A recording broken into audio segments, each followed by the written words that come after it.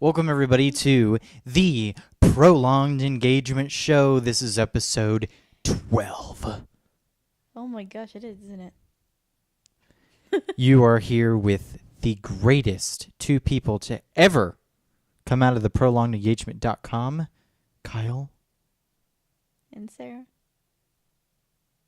Follow the show on Twitter at a brand spanking new Twitter handle at TPE _show. TPE show is actually taken. By who? It's called the environmentalist or some shit, and they called it TPE show on Twitter. And so I had actually made some hashtags. So I did I tweeted out, I have a new idea for the hashtag TPE show, and that hashtag is used for that other show. So go me. Yay. But no one follows us on Twitter anyway, so it doesn't matter at the moment. Look at that. So, so follow the show on Twitter at TPE _show. You can go to theprolongedengagement.com for everything that we have ever done ever. And you can also go to youtube.com/theprolongedengagement-show. The Prolonged Engagement Show is exactly what you think it is. It's two lovebirds talking about a bunch of shit. Basically. So, are you going to do our start. Twitter handles? I didn't do those? You can follow Kyle at Sound Overlord. and follow me at the Dark Raven 13. I have not screwed that up so far. You're welcome. I love you. So now I'm off track. Okay, so let's get into the meat. We're talking about, I don't like. So, Valiant Hearts was a game that we got for free in our lovely PS Plus free games. Sorry. Valiant Hearts is it looks like an indie game. However, it was developed by Ubisoft, much in the realm of Child of Light, which was also developed by Ubisoft. The name of it is Valiant Hearts: The Great War, and it's literally a story about World War I, which is not normally what you want to play a video game about. No, it's definitely not. And this one is even it is done brilliantly. Yes, it's even done in a way that I was surprised about, because when you think of a war game, you think of like Call of Duty or first-person shooter. Yeah, you think of first-person shooter. I haven't seen or maybe a strategy game. Yeah, like Civilization. What's wrong with my nail? I have not seen a single one of the main characters or the characters that are played pick up a gun. Nope. Grenades, yes. Grenades, yes. Plenty of grenades. Plenty of the. I don't know what they're called. What? The long ones with the head and you. It's a grenade. That's not a grenade. Yes, it is. No, because the grenades are the round one where you have to pull the pin and throw. No, they're both grenades. They're both grenades? Mm-hmm. The first one that you saw, the round one, that was the French grenade. Yeah. The ones that have the handle on them, the stick, those are the German grenades. Oh. Mm-hmm. So you'll find... That makes complete sense. Yeah. So you find both of those throughout the game. But you start the... don't give anything away because I start crying. The beginning of the game says, okay, so you, of course it starts with the beginning of the war, the start of the war. So Archduke Franz Ferdinand, who was the going to be the successor of the Austro-Hungarian throne, he was going to be the successor. He gets assassinated. Yeah.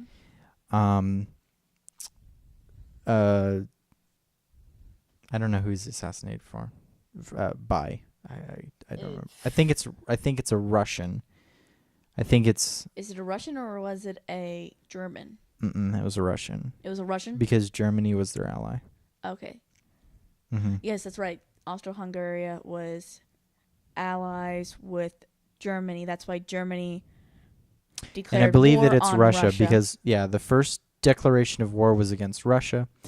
So and then Britain and France right. declared war on Germany. Germany declared war on Russia. Then Germany declared war on France. Yeah. Then Britain declared war on Germany. And then France and Britain declared war on Austria-Hungary. with that. Why did they declare war on Austria-Hungary? Why not? Germany and Austria-Hungary We're are working allies. together. They're allies. Yeah.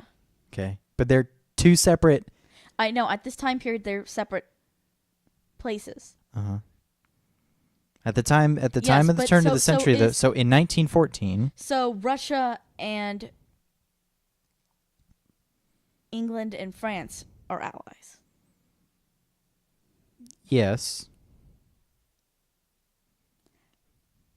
Okay. yeah, That's where I was confused because we were playing it and I was like, or you were playing and I was watching. And I was like, wait, so that would mean Russia, France, and England are yeah. allies. So Germany was stuck in the middle It's stuck in the middle of everything. between France and Russia in the war. Yes, Yeah. yes. So that's what that was. Okay, because I was trying to understand that. Mhm. That was my only confusion. I was like, so wait, that means everything would be converging on Germany Yes. and not outwards, which is the movement of the war. Yeah, but a lot of the but you have to remember that the Germany in 1914 was not Germany that we think of That now. we know of today. And Austria-Hungary took up an insane amount of land. Yes.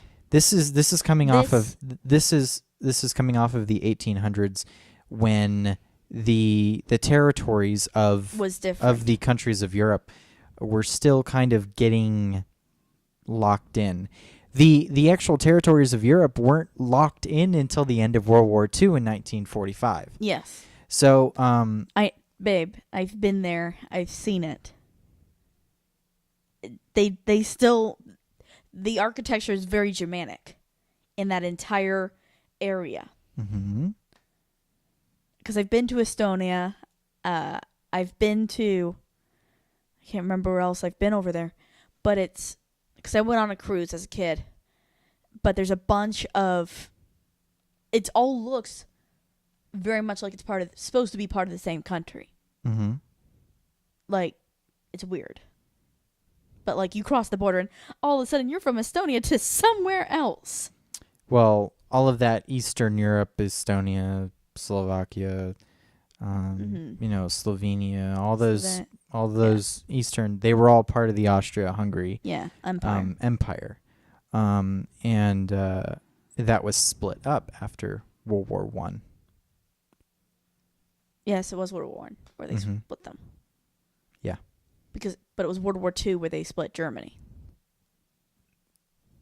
Yes. They took part of Germany's land away. They split them up. They split them up in the end of World War One, but then it was split even further in World War Two. Yeah. Yeah. The powers that won the war ended up splitting all that, which was why there was such unrest in that area, which led up to World War Two. Yeah. Not to mention Germany had been just clobbered in World War One. So, it was the perfect perfect storm that got Hitler to rise to power in World War II. They needed a quote unquote savior, and he fit the bill. Fortunately, he fit the bill because he preached German. This is a person who knows too much about it because of my interest in the Holocaust. He preached German supremacy. Yeah. The blue-eyed, blonde hair. Aryan race. Yeah. But Okay, so let's get back into what the game itself. Yeah. Now that we've Explain because gone into some history. the whole beginning of it is just history. Sorry, I'm taking history of Western Civ at the moment too. So I'm like history crazy at the moment. I mean, I could go into the things that led up to World War One.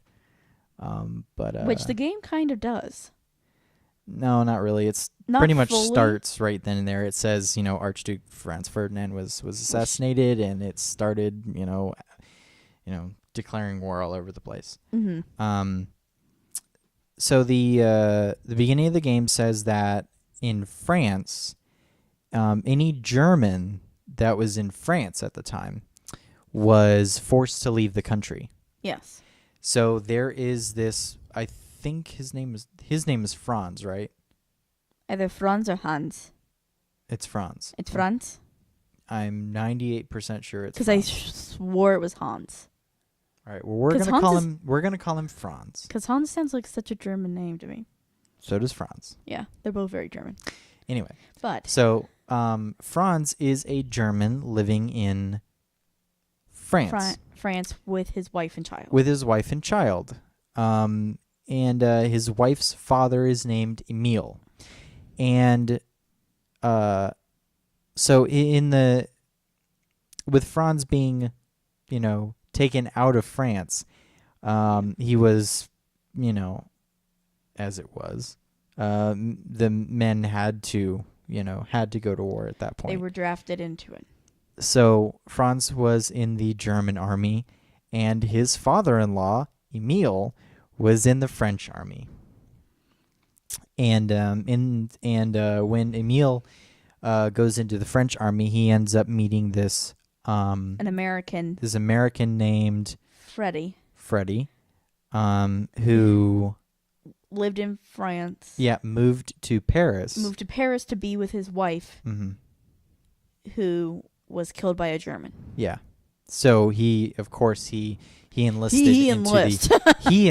into the French army for revenge. In order to take out, this specific regiment in the German army. Not just a specific regiment, a specific person. Mm-hmm. And it just so happened that the man who is leading this regiment is actually Franz's regiment. And the game goes through the different points in the war, and it goes over how battles and such. Germany had started using chemical warfare. They started using chlorine gas and things of that nature. Machine guns. Mm-hmm.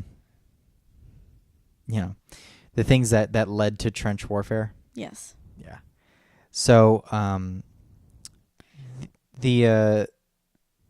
so I'm not going to go into the story, because if you ever get the chance to play this game, it's fantastic.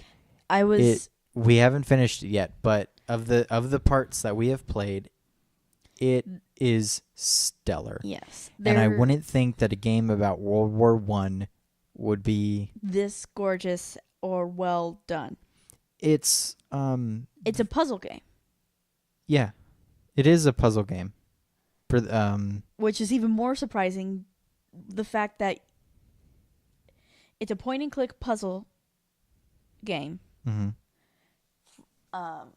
It also has there's also two other characters that Kyle forgot to talk about. Walt the dog, mm-hmm.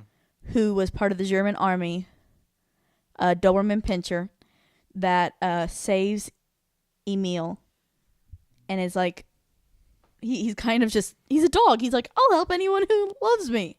Emil's first battle, he runs out onto the field and he gets shot and wounded, but he is not killed. Yeah. So he's taken as a prisoner into the German army. Yeah. And then and the regiment that is in charge of Emil's capture is actually Franz's regiment as well. So yeah.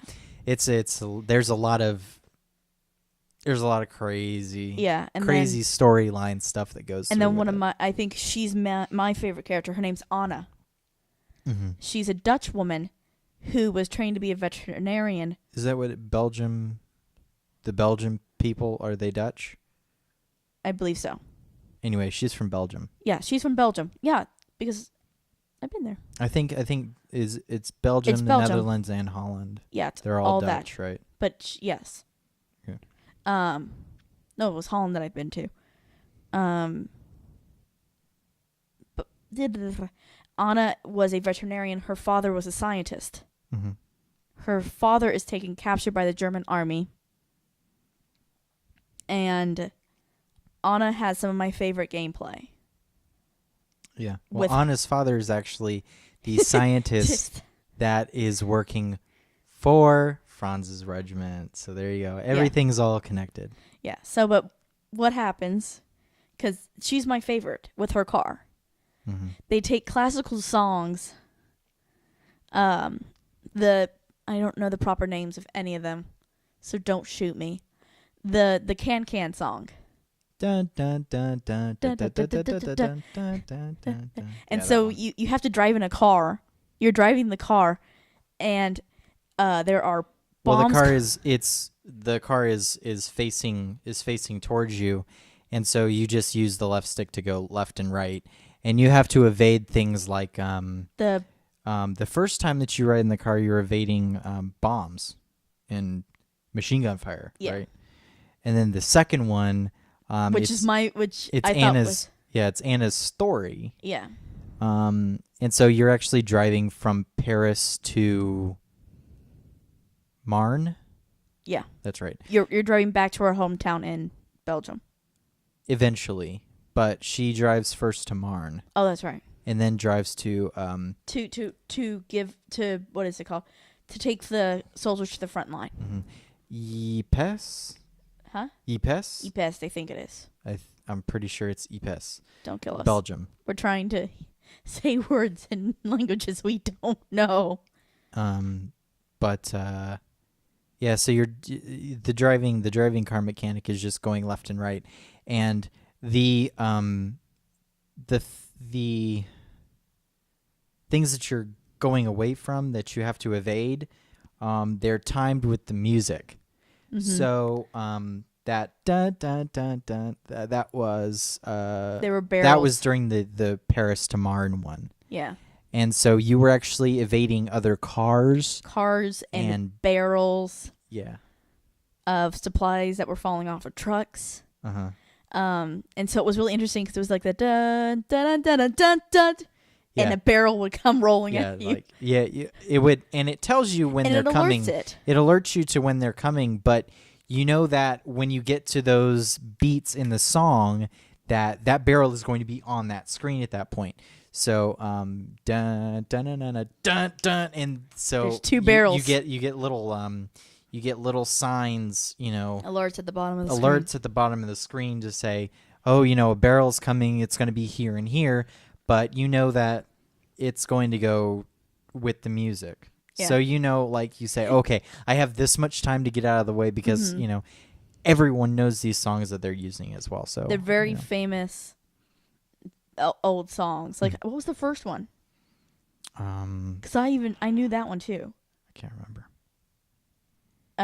The first one's from an opera. I know that much, and I can't remember which one it is. It might have been like a Mozart symphony. It was I know it was like Mozart, but it was a German based. Number 9 or It was something.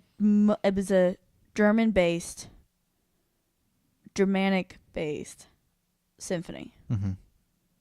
Because the first one was because you're driving in Germany. The second one you're driving in France. I couldn't even. I can't remember gotta- what it was at all. But at any rate. but I liked it because of how it worked. Mm-hmm. You could time it because of how the music went. Right. And I love that mechanic. Mm-hmm. Yeah, that was way cool. Her other mechanic is hard as hell, though. The bandages and the helping Yeah. people. Yeah. There's this it looks like a bandage that goes across the top of the screen, and you have to click the action buttons with the heartbeat. Mm-hmm. It's a cool mechanic, but It's an interesting mechanic. It's just hard. the thing that I like about it is the art. The art style's The gorgeous. art style is it's really like nothing I've ever seen before. Every single man in the story is the big, squared off, like muscular looking dudes. Every single one of them looks like that. Yeah. And it almost looks like paper. Yeah, I mean, of course, I'm gonna put a picture on the thumbnail. So, Oh yeah. I may include a few screenshots in the blog post. But because it really is a gorgeous art style. And it's not what you would expect from a AAA title. It's not a AAA title. I don't even know what the type of AAA studio, maybe? Yes, that's what I meant. Yeah, a AAA studio like Ubisoft, who puts together games like Assassin's Creed, Yeah, and Watch Dogs and things of that nature. So it's not something that you're expecting, but it really is just, and the game works really, really well. yes. You move in your you have no depth in the game. It's only left and right. Yeah. And so everything that's in your field of view is so if you see somebody that is in the foreground, he's not in front of you. And if you see somebody in the background, he's not in front of you. So the only people that are in your line of fire, so to speak, is are going to be the people on your plane. Yeah.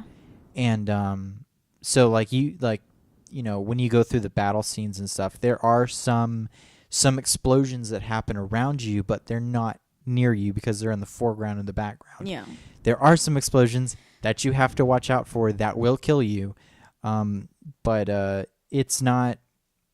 And the thing that I like about the art style is there's no blood. Yeah. Well, which is there was a little bit odd. You see it in the bandages and things. In of the that bandages nature. and such, but on Emil. But when you see the explosions and There's you see no the blood. people, and you see the people get, I mean, in the actual war they would have been blown to pieces. Yes. And it just doesn't happen that way. And I think that that's a nice. It's refreshing. It's a nice thing to go about it, that because it's not realistic. The art style isn't realistic. It's more of a storytelling art style. Yes. And it's really, really quite beautiful. It's not, because we've played Call of Duty, we've played all those type games where there is blood. And I will not care. Because we've played, I don't remember what game we played, but it was one of those war games or whatever, and people were dying, and I didn't shed a tear or whatever. But during this one, I was bawling like a baby. I don't know if it was just because of a dog or because of how it works. It's odd. You really do have an emotional attachment to these characters. They don't look real. No. They don't speak. There's little bits of dialogue, but there's no real voice acting though. No. There's no real dialogue. You hear like Freddy's the only one that speaks English because he's an American, and so like you hear him when he's like controlling Walt. When he's talking to Walt. You to control Walt, you can hold down L1 and then you can press an action button to tell Walt to do stuff. And so when you do that with Freddy, he goes like, "Walt, come here," or like, "Get out of there. Get out of Walt." And he like speaks like that. But other than that, there's no dialogue. Yeah. Other than Emil does speak, but it's French. Yeah. So you hear some French going on in there. And then Anna does speak, but it's Dutch. It's not English. Right. Because we've heard them all. And it's only like if It's a short itty bitty phrase like that. Yeah, and it's talking to Walt 90% of the time. Like, to the other person, they don't talk. It's all little bubbles. I like when Walt brings you something. Oh my gosh. And then you take it from Walt. Mm-hmm. Everyone thanks Walt when he brings you something. And it's in their language. It's beautiful. So so Emile would say like merci, and he would merci say bon. It's thank you, good little dog. yeah, something like that. But you get it, and then Freddie says that good boy Walt. Yeah. Something like that, and but I have no idea what Anna says. Anna's again, she's saying good dog. I mean I can figure that she's probably saying good puppy or whatever, but I'm using the German I know, trying to relate it because she says gut, yeah, which is the Germanic good. So I can tell that much, but I can't tell if she's saying good boy. Yeah, like I don't know. Good dog or good boy or good dog. But Yeah, it's so. But I said this to you last night. I said by the end of this game, we're gonna know in 3 different languages how to say good dog. All right. What was I gonna say? No speaking, no. But yeah, that's just I'm just floored by the actual artistry that the game does. Yeah.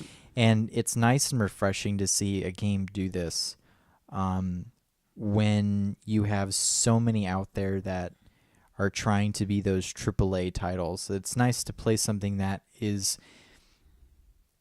It's not shorter at all. No. It's... I played it for... I don't know how long I played it, but like I said, when I said to you, I was like, man, I've played this for... It feels like I've played this for a long time, and I've only gotten to chapter 2. I mean, yeah. And sitting there... I mean, I thought it was going to be a shorter thing, but this is going to go out for a long time. It's going to follow the entire war. It doesn't follow the entire war. I don't know what it does. I looked it up because I had to know. I'm sorry. I had to know if Walt died. I had to know if Walt died. It's one of my things. I cannot play a game. I cannot watch a movie where a dog dies. It's true. We tried to watch The Thing. The original The Thing. Remember? No, the 80s one. The 80s one. Was that the original one? That's the original. Okay. And so we tried to watch it. And, sorry, spoiler alert, but if you haven't seen this movie. It happens in like the first 20 minutes. Yeah. The dogs all die. Yeah. Because they're sled dogs, right? Yeah. Yeah. They're separated from the humans. The thing kills the dogs. And what's worse is that they start crying. They start whimpering and crying. You almost didn't watch. I almost didn't watch House of Cards or Game of Thrones. Yeah. House of Cards because or The Walking Dead. You almost didn't make it through the beginning of season 4. Yeah. That's right. I didn't because they had to kill the pigs. Yeah, because he killed the pigs, and then the other one they killed the dogs. This season, there was a wild pack of dogs. Oh yeah. And I lost my shit. I was like, I won't. I was like, no. But the first episode of House of Cards, when he sits there and it's in the first, I don't know, 5 minutes, and he just before sits you there, even know the characters. Yeah, it happens. Frank Underwood comes out there and he goes, they come up to him and say, someone's dog got hit. Yeah, the dog ran over in the road and he's still alive and he's just whimpering. So Frank Underwood just sits there and snaps his neck. Just cold as hell. Just snaps his neck and just goes, I hate when suffering means nothing. Yeah. Something like that. And I lost my shit. I was like, it's better just to put him out of its misery. No, I lost my shit. I was like, no. I was like, so you can watch this. I won't watch it. I'm not watching that show. I'm not watching it kill that dog. Yep. And then in And then in Game of Thrones, when they killed the wolf They killed the dire wolf. in season 1. Mm-hmm. And I was like, I'm not watching it.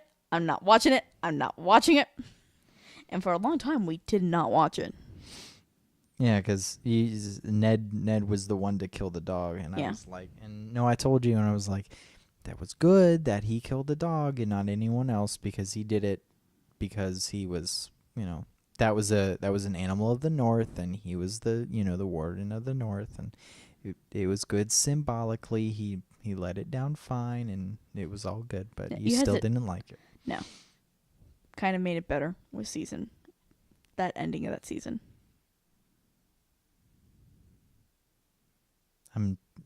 What? Or was it the end of the season, or was it like in the middle?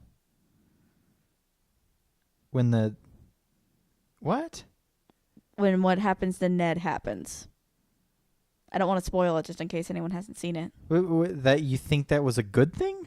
Like, I don't think it was a good thing, but I felt better because I felt like he killed the dog, so so that thing that happens to him is okay now. Like, it's not okay. It just made me feel a little bit better because I was like, okay, that made you feel better. Yeah. If you hurt a dog, you're officially on my shit list. The end of story.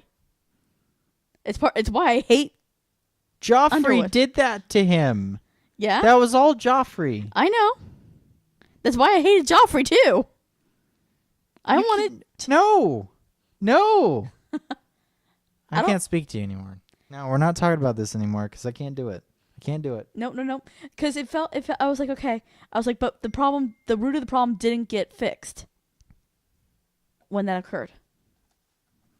That was me? Oh.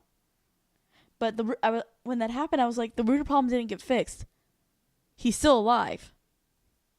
I was like, okay, then I can put my hate onto somebody else. And then I felt better again. I'm sorry, if you hurt a dog, if you kill a dog, in my book, you are dead. All right. That is why I cannot watch Old Yeller. I've seen Old Yeller. I hate the kid. Peanut butter shotgun. I hate the kid. That kid needs to go die. Hope he gets typhoid fever and dies. Anyway. So, yeah, that's Valiant Hearts. Yeah. Yeah, guess it's a little late now, but it was free on PS Plus. I think it was maybe the March. I think it might have been one of the March games. Yeah. So, speaking of PS Plus, they had a flash sale that ended on 4/20, where it did. I just find that really entertaining. I know. Yeah, speaking of 4/20, because recreational weed is, the possession of weed in the District of Columbia is actually legal. Yeah. However, you can't smoke it. So, yeah, they still need to work on that. You can't buy it. It's illegal to buy it, and it's illegal to smoke it, illegal to eat it, illegal to everything out in public. So pretty much the only way that you could, if you get caught with 2 ounces or less, you're fine. Mm-hmm. And you can give away an ounce. Up to 1 ounce, but you can't sell it. Selling it is still illegal. Oh, and you can grow it as well, but only within the district. Yeah. And it's ridiculous. And so if you wanted to partake in the marijuana, so the only way that you could do this completely legally without anything that you could do illegal is to grow your own pot in your own home and smoke it in your own home or in your backyard. Yeah. Okay. So your home or your backyard in the District of Columbia. That's the only way, because you cannot buy it off of anyone. The sale and the purchase of marijuana is still illegal. Yeah. That doesn't make any sense to me. They really need to figure that out. I like that it's decriminalized. So it's not even legal, it's just decriminalized is what it is. Yeah. Hmm. Because technically they cannot legalize it. So we haven't gotten up to It- the Colorado or the Washington No, not even. Washington State They're part of it. technically even under federal jurisdiction. Yeah, Colorado and Washington can all go to jail. Yeah, federally, but Federally. you're going to get the FBI to come out there and bust a pot ring? Seriously. No, but we talked about that in class. What? About how, in the district it's legal and blah, blah, blah. And my professor was like, no. They were like, It it's a is. lie. He was It's like, decriminalized. he's like, that's a lie. That's the state's not doing what they're proper to do, and go and talk to the federal people and be like, hey, can we get this all worked out so that it's just taxed? Like, if they to go around this properly, they would have to they have to make it legal within the federal government. Mm-hmm. Then the states would have to pass theirs. Right. Mm-hmm. So technically, in all technicality, it is still illegal to smoke weed in Colorado and Washington. Yeah, but it's the federal government's not going to come after them. Oh, is no. the thing. So They're not. it's perfectly fine. Because there's too much other shit to deal with. Mm-hmm. I think they're more worried about other things Yeah. than a couple of people smoking pot in Colorado. I'm in the realm of. I mean, we could fix all of our issues in America with legalizing two things. Okay? Weed and prostitution. That's it. Marijuana and prostitution. That's all you need to legalize, and everyone's problems will go away. Everyone's. Because people don't think about, there is this huge thing called tobacco tax. Mm-hmm. Okay? The tax on cigarettes and cigars is crazy, okay? Yeah. People still buy cigarettes and cigars knowing that You're going to get taxed. knowing off the that butt. probably half of that, and I'm pretty sure that it is half, at least half, Mm-hmm. is tax that's going towards the federal government. Yes. Now, what if we did the same thing with weed? You're losing out on a ton of revenue for the United States and for municipalities on weed sales.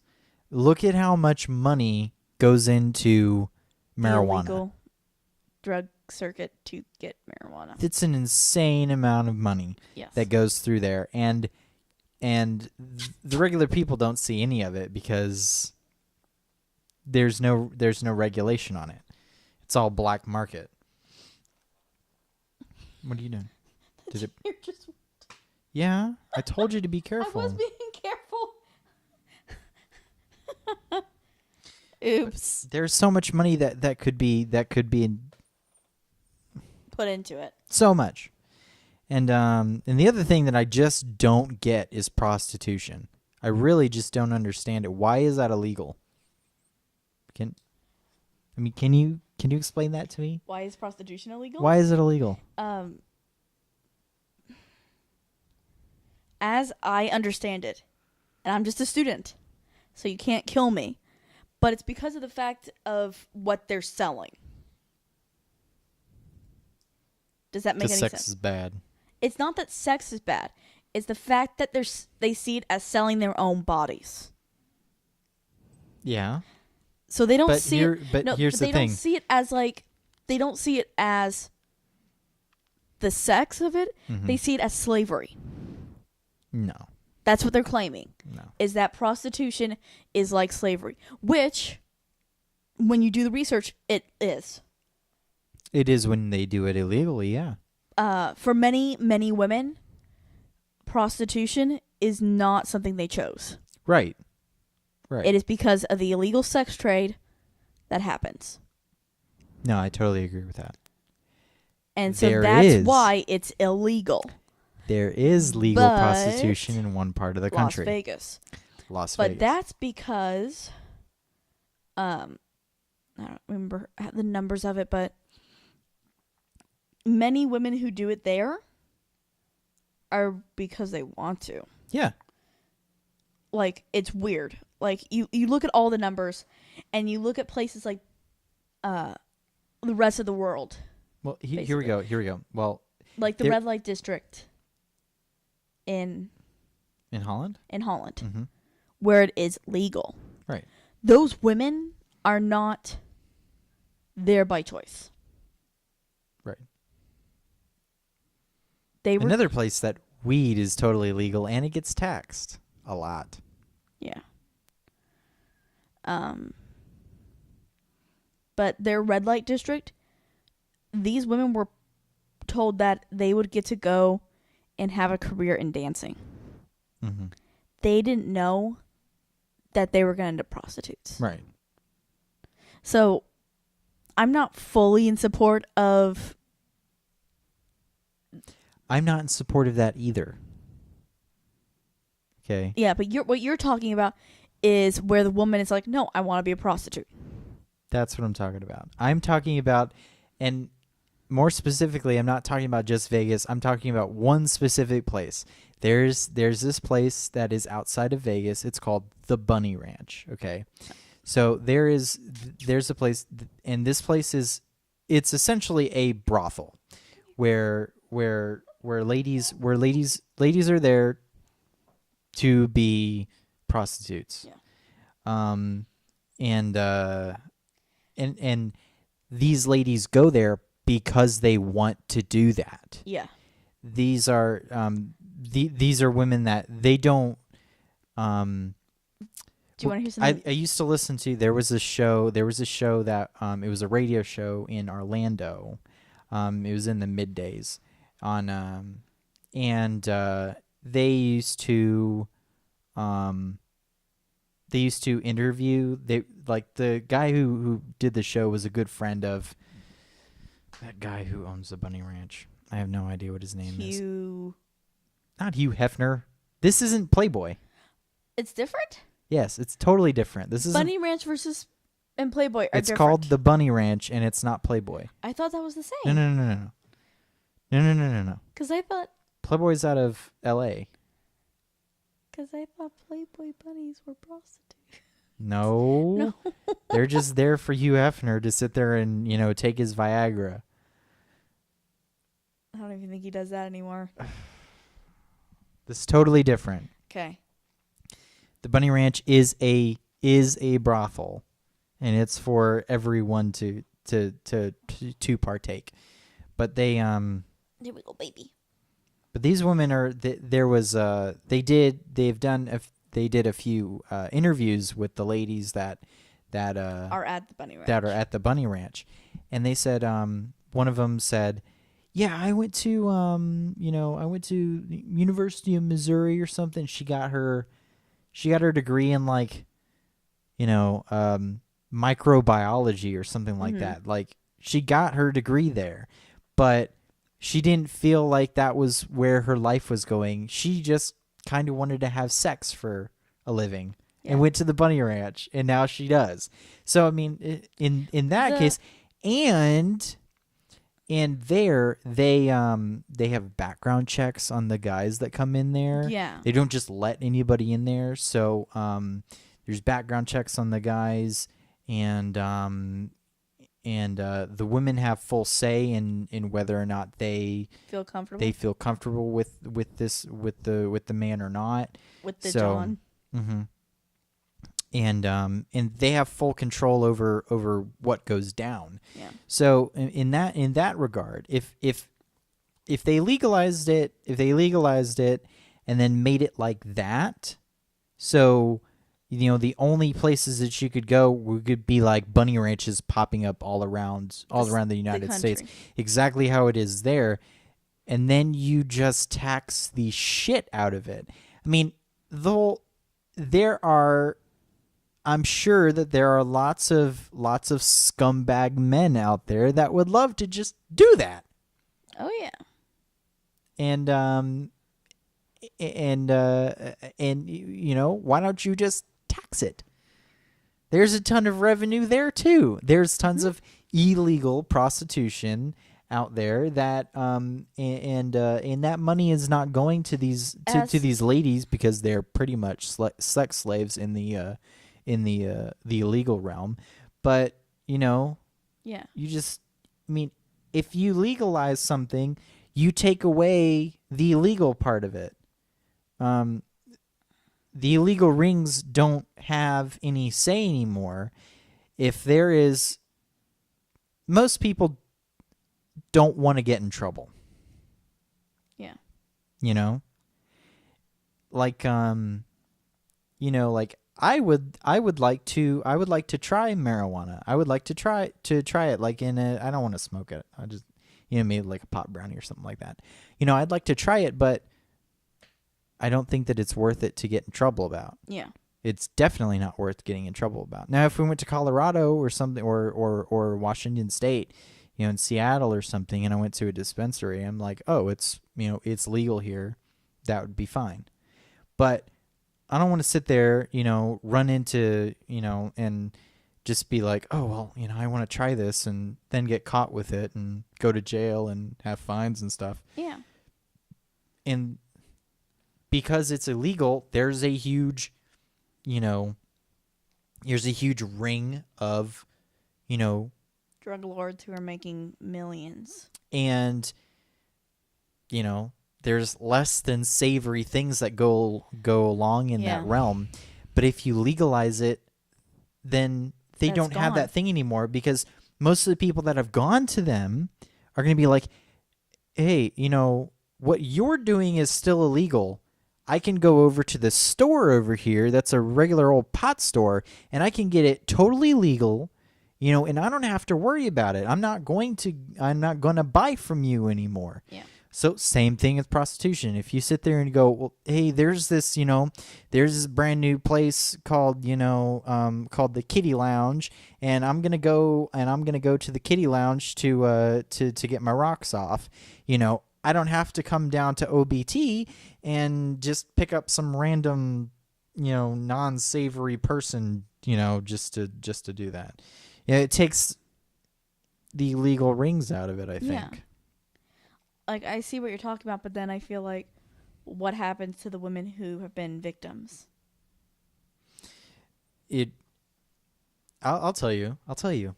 You take the money that you put into law enforcement, the money that had been spent on illegal prostitution and illegal marijuana, and you put that money into actually doing something about it, like therapy. And I'm not just talking about therapy. I'm talking about like busting the rings, because there are that's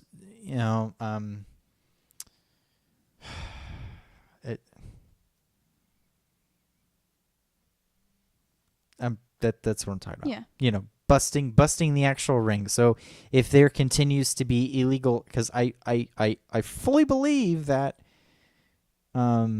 that there will be, those rings will diminish if you are able to legalize what they are making money off of. Yeah. So you can put the same amount of money and effort into busting the ones that are still out there. Mm-hmm.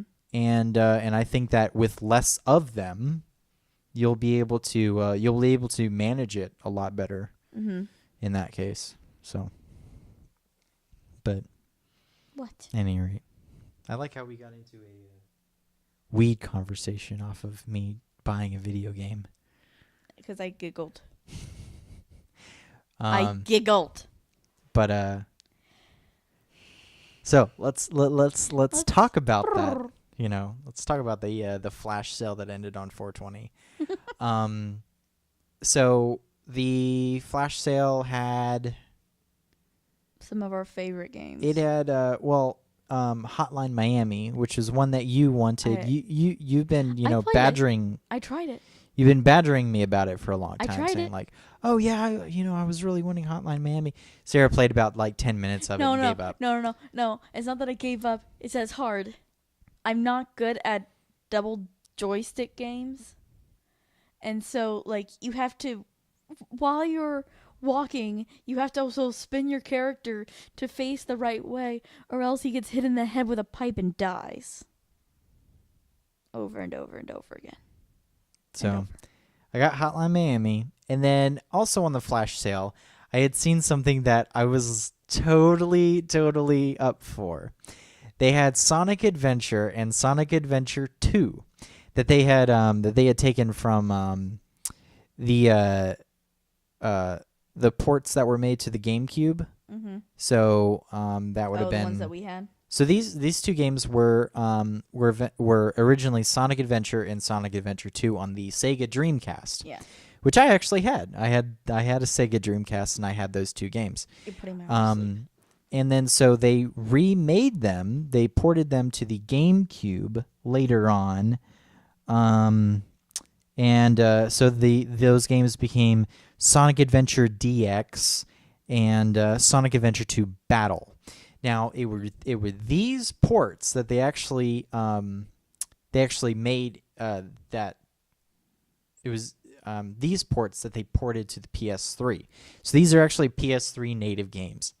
And they're called Sonic Adventure and Sonic Adventure 2. They don't have the Battle or the DX after them. Okay, so that's why I got really confused when I saw that. I was like, Mm-hmm. However, if you look at the credits, it says Sonic Adventure DX on it. it does. Yeah. And So you made a boo-boo. So it is the DX port. Yeah. It's the that Sega created, but it was ported to PS3. Now, so I played a bit of the Sonic Adventure. So I got through Sonic, Tails, Knuckles, and Amy. I'm currently on Big, and I haven't gone through any of E102 Gamma. Hello? What are you doing? Why are you all of a sudden you just decided to come up on my chest and lick my face? She wants you to cuddles. Okay. Well, She wants not the happening. cuddles. And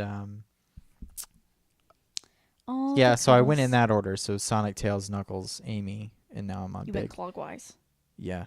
And I was able to get through these really, really quick because I can't even tell you how many times I've played through Sonic Adventure.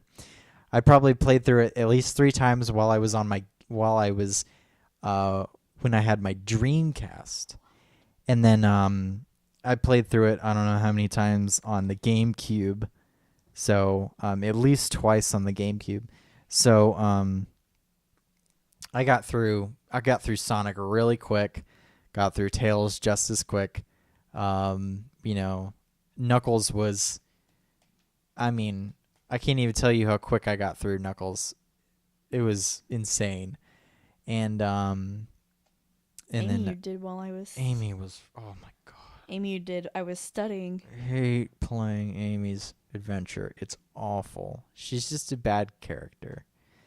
She's not a bad character. Her gameplay just sucks because you have to evade a robot for 3 action stages. That's just annoying. But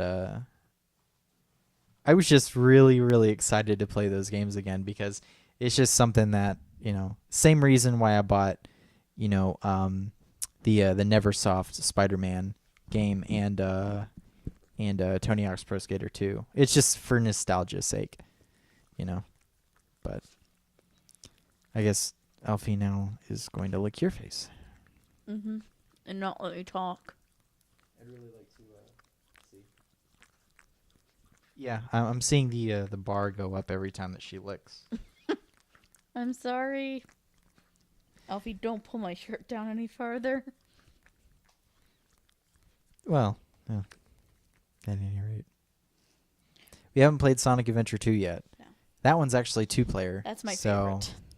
Why is it your favorite? Ciao. Well, there's Chow Garden in Sonic I know Adventure. there's Chow Garden, but I don't like how it works. It's much better in Sonic Adventure 2. Yeah. The Chow Garden in Sonic Adventure is so difficult to use. Mm-hmm. Not to mention the camera in Sonic Adventure is just wonky as shit. It doesn't. I just don't like it as much. And what's the second reason why you like Sonic Adventure 2 It's better? 2-player. Huh? It's 2-player and has my favorite character. Which is? Shadow. Oh, I thought you were going to say that other one. Rogue? Yeah. I like Rogue, but she's a really... But you can play in Pumpkin Hill I know. with Rogue. I know, but her... Okay, because you have Knuckles and Rogue. I ain't gonna let it get to me. I'm just gonna... No, that's my favorite stage. That's my favorite stage.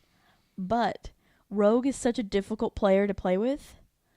She's the same as Knuckles. No, she's not. Oh, yes, she is. No, she's not. She works exactly the same. No, she doesn't. How so? The gameplay, like, it's not different, but, like, her handling is different. She does not fly as far as Knuckles. Really? Really. I can prove it. You're gonna have to prove that to me. Because I've gone to the top of Pumpkin Hill with both Knuckles and Rogue did not fly as far. No, we'll have to do that in 2-player. I'll play as Knuckles, you play as Rogue, and we'll see. She doesn't fly as far. We'll see. I will friggin' crash. We'll see. Like, that's my We'll only see. problem with her is that she doesn't fly as far. But I like her a lot. And I really like Shadow. Mm-hmm. My favorite is City Escape in that game. Yes. The first one with That's a lot of fun. the first stage. Isn't that you Cream play also in in the game. that game? No. Does Cream ever appear in a game? I feel kind of bad for her. Did you not see her in Sonic Adventure? No. I saw her 3 times in Sonic Adventure. I think, babe, I was either studying when you come or out asleep. of Casinopolis, Mm-hmm. okay, and you look up, you can see Cream flying in the center of Station Square. With her bunny ears. Yeah, with her bunny ears. She's flying with her bunny ears. She's there. Okay. I've seen her 3 times because I played through Casinopolis 3 times. Because you play it with Sonic, Tails, and Knuckles. I must have been asleep or studying. I think I can go back to it and show you. Okay. She's in it. She makes an appearance. But she's she's not in a playable character. No, she is not. No, she is not. Because... Is she a playable character in Sonic Heroes? No. No, she's not. I feel really bad for her. Wait, I don't even know where she would be a playable character in. I don't know. Other than Sonic Adventure and Sonic Adventure 2, I don't really play Sonic games. So. Because after that, they got really bad. Well, I mean, I thought that they did, but you know. No, they Lots got of people still play really 'em. bad. Yeah, 5-year-olds play them. Yeah. But I mean, the problem with Sega is that they just make the games now, Mm-hmm. and Sonic is just a money trap at the moment. Mm-hmm. He's been a money trap for forever. Just like that new game that they made, Sonic Boom. which is really... There's actually 2 Sonic Booms. There's one for the 3DS and the one for the Wii are 2 separate games. Did you know that? They have 2 different names. Why? Yeah, there's I think the one for the Wii is like Rise of Lyric. Oh, God. Sorry. And the one for 3DS is some other name. I can't remember what it is. But yes. But they got bad. I saw a Let's Play of Sonic Boom Rise of Lyric, and it was like, so like, no, that's no Sonic game to me. My Sonic games are Sonic Adventure and Sonic Adventure 2. That's what I say. Yep. But at any rate. But there's something I wanted to talk about. Because I found this out this week. Go for it. And it makes me angrier than a wet hornet. All right. So, I don't know how many people know, but I am I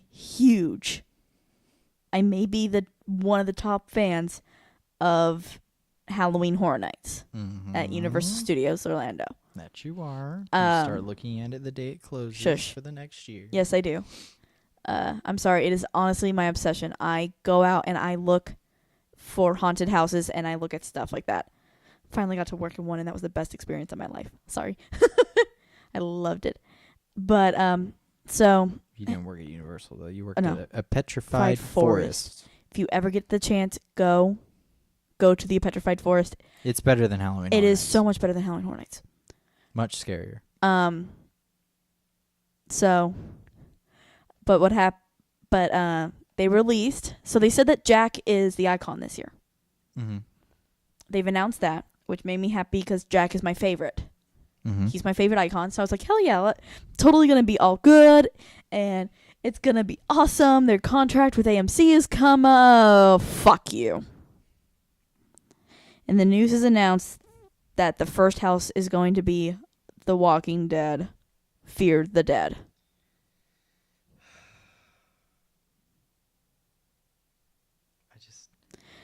I've had it. That I've had it.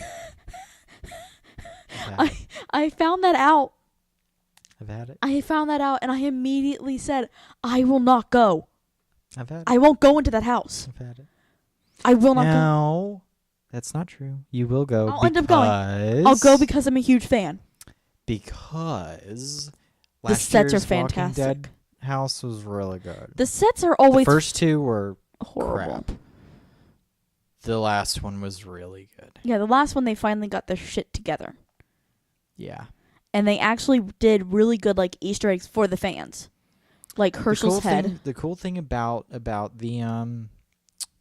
those houses are the sets first are time gorgeous. that they did it, It felt really rushed. they mashed season 1 and season 2 together in the house. Yeah, and it So was too much to do in one house. I don't agree with that. I do. I don't. You can. There was only 6 episodes in season 1. I forgot about that. True. There was 6 episodes in season 1. And then they went to the 16 show 16. model with season 2 Yeah. and so on and so forth. But season 2 was only at Herschel's farm. So, And not big enough space. it was only at the farm. So it worked well that they were able to. You started in the hospital, then you went to the store where he found Andrea and Glenn and all them, and then Or Glenn found him. Yeah, rather, and you know, and then it went to you go through the barn and all that good Whatever. stuff. It was yeah, it was just I thought it was fine. But then the next year was it focused on season 3, so you got to see Which I thought was much better. you got to see what's that place called Woodbury, right? I thought that was better because and they the centralized Walkerhead it. tanks and things like that, with the governor, and then It was better than the first one. this past one was season the best.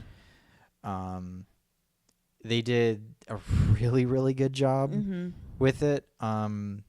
They made a lot of the scenes from the shows. They put a lot of those scenes. They like recreated what they actually looked like. So for the fans, it was from the show- fantastic. So if you had seen the entire season, I mean, you were sitting there going, "Wow!" I mean, I actually feel like I'm in the show. I'm in the show. And Whereas it you was didn't get that long. you didn't get that with the season 3 No, house. but it was long. It was really long. Yeah. I mean, how long did it take us to walk through it? 5 minutes, maybe. Yeah. It was long. Which worked with it, like Well, they had taken up that entire soundstage. which was crazy. They don't Yeah. ever do that. But it worked because it made you feel like you got lost. Yeah. If you've never been to Halloween Horror Nights at There's- Universal okay. Studios Orlando, Can I explain this one because it's my favorite? I'm talking about the sound stages. Oh. They put the haunted houses in the sound stages that are between Universal and Islands of Adventure. And so they build them in there, but normally these sound stages are big enough to where you can put 2 houses in the same stage. Yeah. But the Walking Dead 90% of the one time. took up the entire Yeah. sound stage. First time they've ever done that. Right. And they herald that too. This like first time you will blah blah walk in the longest house we've ever created, which I was like, it's great, fine, okay, but you can't do the same thing 4 years in a row. Yeah, I'm a little tired of it. And we've been going to Halloween Horror Nights since 18. This year's 25. Right. 18 was Bloody Mary, and we didn't go into any houses because I was a big chicken shit. Mm-hmm. I'm gonna the be first time you went, you didn't go into any houses. I couldn't because I was so afraid. I was so afraid of what that was. But I can tell you, there was not any movie titles then. There was like 1 or 2. It wasn't where it was a majority of I think you're right. titles of movies. The next one, 19, was 19. That was Silver Screams. That was Silver Screams. So I got into one house. you got into 2. I got into 2, which is very entertaining. Leave It to Cleaver. Yep. And the Saw House. Which, if y'all know me, I don't do well with blood, which was very entertaining. Sarah picked the 2 bloodiest, houses nastiest houses to ever go through for her first 2 houses at Halloween Horror Nights. It was disgusting. Saw was horrible. Like, I loved it. I loved the Saw house. Great, yeah. It was but a you had fantastic never seen house. any of the Saw movies either. No. By that point. I saw them after after that, and I realized how fantastic that house was. It was a really good house. But Leave It to Cleaver was one of my favorite ones for how it was a comedic based. It was a comedic based house. Yeah. And the joke was that you were going into a family butchery as the food. Yeah. You were the food source, and it was a you were the one who was going to get eaten. Yep. Yeah. So cannibals. But I liked it because of the fact that it wasn't a movie. Mm-hmm. It wasn't recreating a movie. It was their own idea. Yeah. Year 20 was 20 Years of Fear. 20 Years of Fear. And I went through 5 of the. Yeah, you went through 8. 5 of the 7, 8. I thought they didn't have 9 at that point. No. We only missed 2. 2 that year. 2 that year. And I went through 5. I don't know. Oh, I only missed 2. You missed 3. Yeah. That's right. Because I wouldn't go into I went the into zombie the garden. Chucky house. Yeah. Because I wouldn't go into Chucky. Yeah, I went into the Chucky house. You didn't. But 20 Years of Fear. 21 was Lady Luck. Yeah. But every year they've gotten more movie titles. Mm-hmm. Or endorsement from movie deals or television shows. There was a werewolf. There was a Wolfman one that was about their.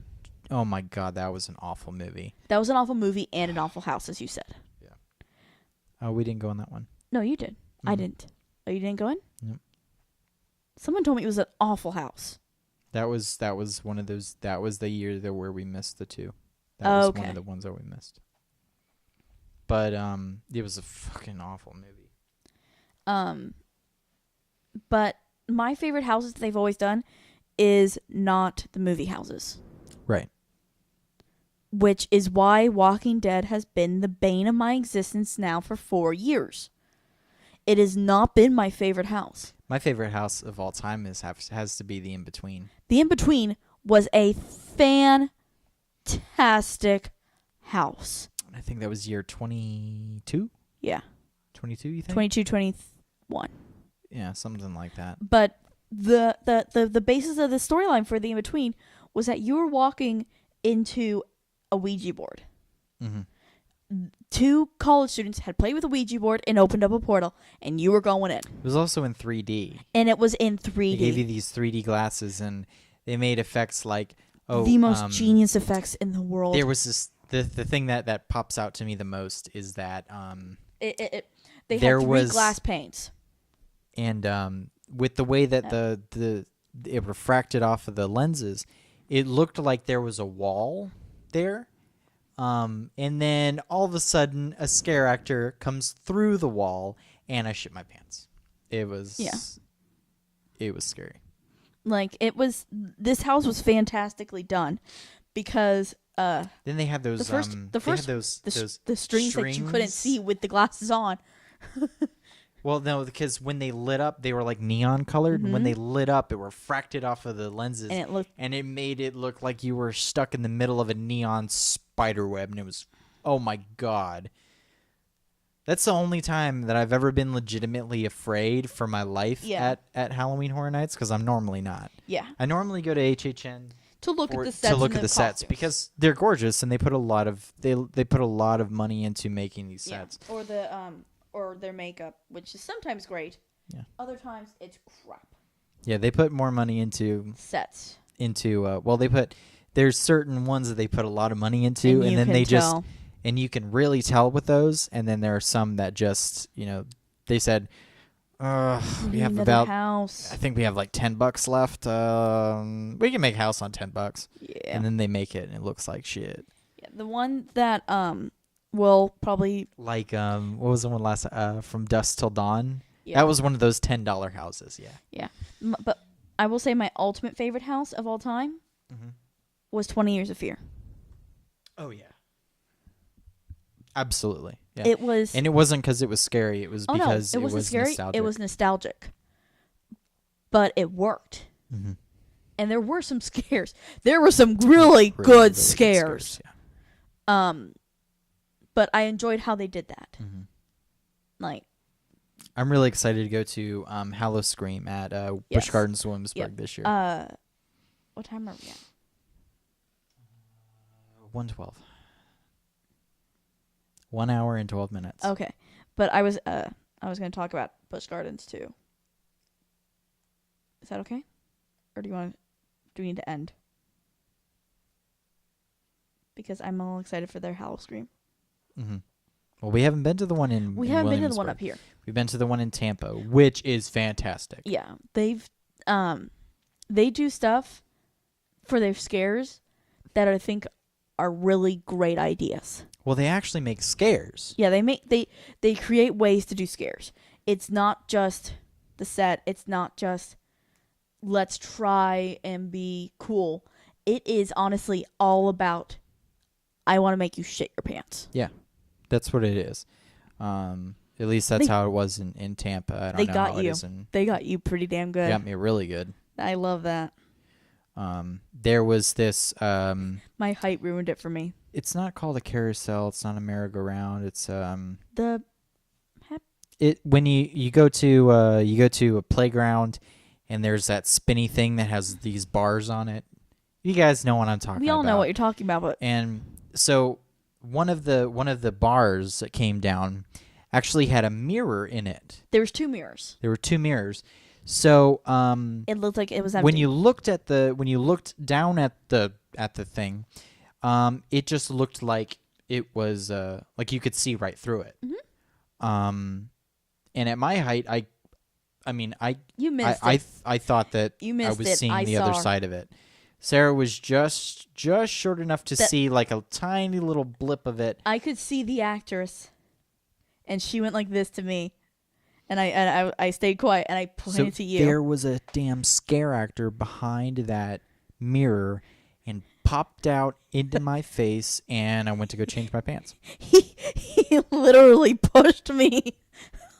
Like, I don't know if it was to save yourself or to save me, but you pushed me away so that I was running. And you're like, "Wah!" I swear to God. It was fantastic. Oh, my God. It was terrifying. Terrifying. So, I mean, I've told people, I say, I go to Halloween Horror Nights to look at the sets because most of them will just go, roar, and then I say, move out of the way. I want to see the nice thing behind you. You know, but at Hallow Scream, I sit there, I scream like a little girl, and I cry and poop my pants. Yep. I will say, working with scare actors who have worked at Universal, have had their training, and they told me their training compared to what I was doing at the Petrified Forest. At a Petrified Forest. I keep saying the Petrified, and that sounds so stupid. But they told me they're training. Mm-hmm. And I was like, that's not scaring. Right. You're not doing anything to elicit a response. You're trusting sound cues. Mm-hmm. I was Yeah, like, a lot of the stuff that they have at HHN is where they have a speaker above where somebody is supposed to come out, and you can always tell where they come out. yeah. Every It's single so time. obvious now. They don't do anything that's out of hide the it. ordinary No, not at anymore. Halloween Horror Nights. It's I can see that there's a wall there that somebody's gonna come out of there, and then I look around the wall and I say, "Are you coming out yet?" And then they come out, and I'm like, "Okay, I knew that." Yeah. But then so they have a speaker in those areas, and then To make so a loud normally noise. the person will stand off in the background, and then they'll hit the button to make the sound, and then they'll come out. So they don't tell their scare actors to say anything. They're not supposed to say They're not anything. supposed to say anything. They're not supposed to do scream or anything. Yeah. They're not supposed to elicit a response out of you. Right. They're just supposed to lunge. And most Lunge of the in people, a step. and most of the scares are, I'm sorry if you're listening to this on MP3. It's just like this. That's what they do.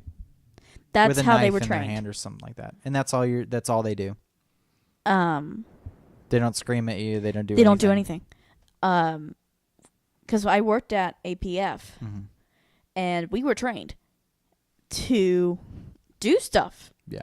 To elicit a response, and yeah, there's a difference of being, scare actor trained. So at Halloween Horror Versus Nights, it's Halloween more Horror about Nights trained. kind of being startled. It's all about the startle response. It's all about the getting the I didn't expect you to be there. But the ones at like Hallow Scream and A Petrified Forest, they're trained to get in your a face and scare scared you. reaction out of you, and it works. It works.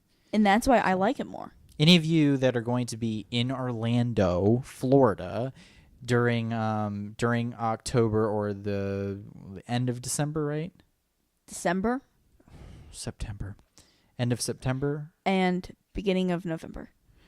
The first 2 or 3 days. Go to A Petrified Forest. It's in Altamont Springs, which is north of Orlando. Yeah. It's this tiny little podunk thing at the corner of 436 and 1792. And it doesn't look like anything much. It literally doesn't look like anything. It just looks like a bunch of boards up on the side of the road. It's fantastic. Go.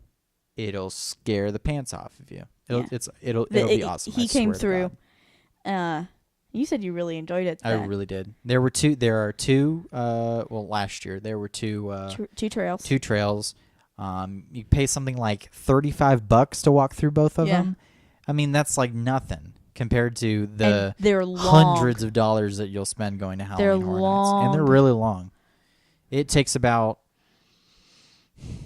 10 minutes to go through one. Yeah, 10 minutes per trail, I think. I think that's how long it And took it's me. 10 minutes of scares. Oh yeah. There's no part where you're not getting scared. And the parts that you're not getting scared, it's the suspense of getting scared. Something is coming for you. They do a really, really good job at upping the suspense. Yeah. They really, really do. It's fantastic, and I can't I can't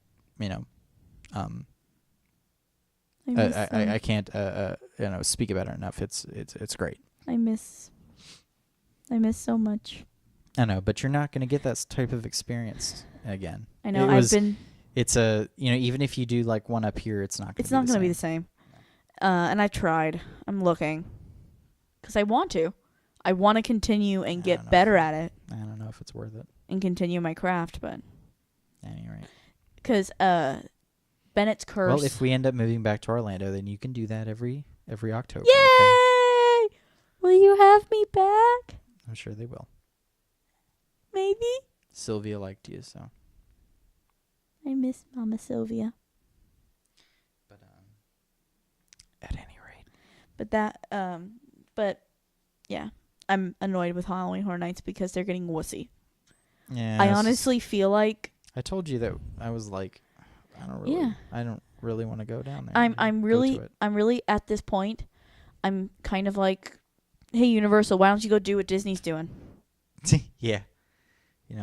Do a parade. Do a cute little parade. Give out some candy. And give out candy.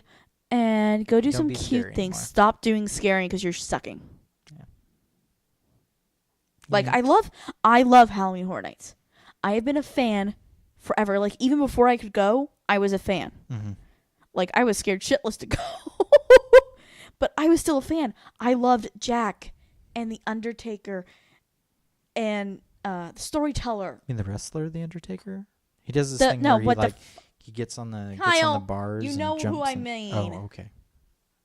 I call him The Undertaker. I know that's not his proper name. That's his name. That's It's the Undertaker. It's The Undertaker? Yes. I thought so. His real name's Atticus Crane. Of course, I only would know that because I'm a super nerd and I love my Halloween Horror Nights.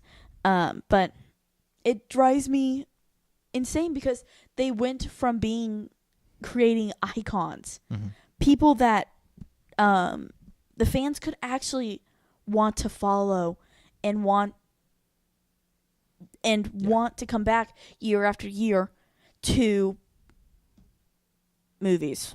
Mm-hmm.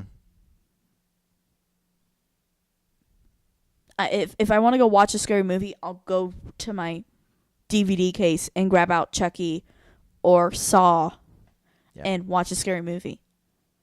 Yeah. Like, I will probably go to Halloween Horror Nights, no matter how much I will hate it and be annoyed with it because they did another Walking Dead and more movie stuff. But I'll probably end up going. If we go, we go. If we don't, we don't. I don't really care.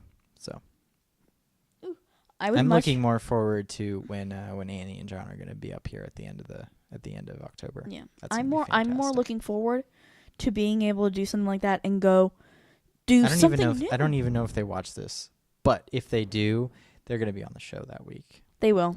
And I also want to do Let's Plays with them too. You want to do a Let's Play? Mm-hmm. Which one? I don't know, like Mario Kart or Super gosh. Smash or something like that. Annie's really bad at those, so. Why would you want to do something that my best friend didn't? Annie is really, really bad at Nintendo games. She's just really bad at them. I don't understand. She's really, really good at other games, like what was that? She was kicking ass not, on not Dying Light, but the other one that came out right before then. with the barbed wire. Yeah, I don't remember what it was. I can see I can see the Xbox game case with the barbed wire coming out of the woman's mouth and all over her face. It was a really good game. And Mark played it. Yeah, I can't remember what it was. Markiplier played it. But yeah, she was really good at that one. She was fantastic at it. And there's other games, Fatal Frame that. Oh, She's really good at those types of types of mechanical games, but when it comes to Mario Kart, girl just can't do it. No. When her and I used to have our sleepovers and we used to play Haunted Mansion, she did really good at Haunted Mansion until I started screaming. Oh yeah. I'm getting too comfy. At any rate. Yeah. We gotta fix the chair. And we gotta end this thing. It's getting long. It's getting long. It's getting long. Every time we're getting longer and longer, people aren't gonna want to listen to us. No, it was an hour last week. Yeah, but we used to make sure we were like 50 minutes. Yeah, I normally say about 50 minutes we start to end this thing, but I was really, Okay. We wanted to talk about shit, so there you go. This whole show is about two lovebirds talking about random shit. So that is how it's going to have to be. Okay. Hear me? Yeah. Hear me? Yeah. All right, cool. You ready? Yeah. What time is it? 3:20. I'm hungry. We got a show tonight too that we got to go I see. know. So I gotta get ready. All right. Oh, we're gonna try District Taco tonight. That's gonna be good. So, Should we do a food adventure program for awesome people? I don't know. Maybe I'll take a picture. I don't know. Food adventure program for awesome people. Okay. So, all right, everybody. That was episode 12 of the Prolonged Engagement Show. LB. My name is Kyle. And I'm Sarah. You can follow us on Twitter. I am at Sound Overlord and at The Dark Raven 13. Cool. You can follow the show at TPE_show. Go to the prolongedengagement.com for everything we do. Check out the new homepage. I actually have the videos on the homepage now. It looks pretty cool. I like it. So How many pictures that taking pictures? It's easier to to see what's latest on the page now, as well as youtube.com/the prolonged engagement show. Join us on the Facebook page at facebook.com/the prolonged engagement. Yeah, I think that's pretty much it, right? Yeah. Okay. I love you. Love you too. Okay. We'll see you guys next week. Bye. Bye.